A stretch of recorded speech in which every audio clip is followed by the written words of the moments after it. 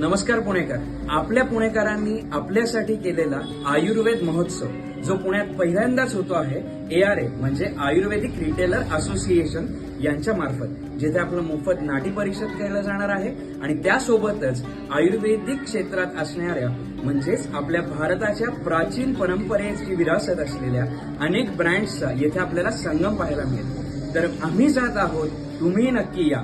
दिनांक 31 जानेवारी ते 2 फेब्रुवारी.